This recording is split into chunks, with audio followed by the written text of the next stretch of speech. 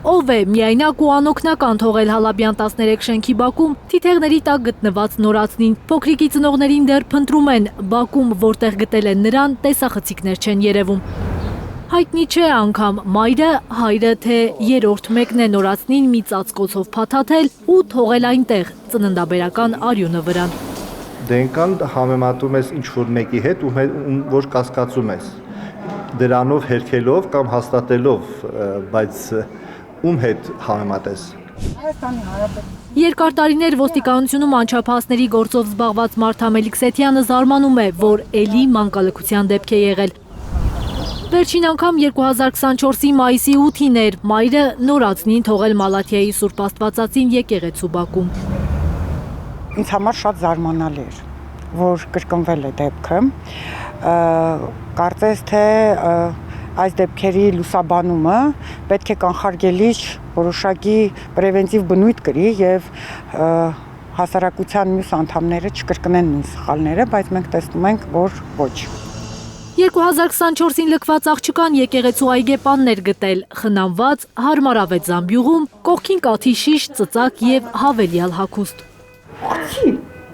Սա աչքա, խենթանում եմ սրա աչքերի համար։ Մարթան պարբերաբար այցելում է եկեղեցու բակում վարդի թփերի մեջ գտնված աղջկան։ Նա հիմա 2 տարեկան է, ապրում է մոր հետ, Շիրակում։ Մորը հայտնաբերել, երկար աշխատել էին հետը ու նորածնին հնարավորություն տվել մեծանալ նրա կողքին։ Այս մենք են, այս մանկական տնօրենն է, ինքն էլ էր եկել հետս։ Ինքն էլ եկել։ Հա։ Մանկալքության համացանցը պայթեցրած եւս մեկ դեպք 2021 թվականին էր եղել։ Նորածնին իր դռան դիմաց կրախմալ գրությամբ տուփի մեջ Սուպերմենի հագուստով էր գտել Արցախի փողոցի 8 կոտորակ 4 շենքի բնակչուհի Անահիտ Ավետիսյանը։ Բացեցի տենա մի հատ կարողկա ծածկած, բայց ոչ սկոճով։ Ուղղակի ծածկած էր, հա։ Լացում էր, բացեցի տենա երեխայա մեջը։ Իրավապահները բացառիկ լիազորություն ունեն երեխաներին լքած ծնողների արարքին իրավական գնահատական տալու, ասում է Մարթա Մելիքսեթյանը։ Ընդհուպ մինչև քրեական պատասխանատվության ենթարկել, վտանգի մեջ թողելը հոդվածով պարտադիր։ Սա պարտադիր է։ Եվրոպական երկրների հիվանդանոցներում կամ եկեղեցիներում կամ բեյբի բոքսեր։ Դրանց նաև կյանքի պատուհան են ասում։ Հատուկ անվտանգ վայրեր են, որտեղ մայրերը կարող են անանուն թողնել իրենց նորածիններին, եթե հասկանում են, որ չեն կարող հոգալ նրանց կարիքները։ Հայաստանում բեյբի բոքսեր գոյություն չունեն, իսկ երեխաներին լքելն օրենքով պատժելի է։ Բարեբախտաբար Հայաստանի Հանրապետությունում չկան բեյբի բոքսեր, որտեղ որ մայրիկը կարող է ծննդաբերությունից հետո թողել երեխային։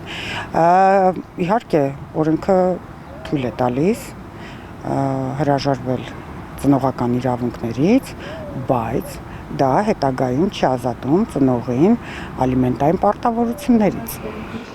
Աշխատանքի եւ սոցիալական հարցերի նախարարության ներկայացուցիչը Հայլուրին հայտնել է, որ այս պահին Հայաստանում 268 երեխա է սպասում որդեգրման եւ 108 մարդ ցանկանում է որդեգրել։ Զարուհի Սահակյան, Առաքել Օհանյան եւ Գագիկ Տեր-Ղազարյան, Հայլուր։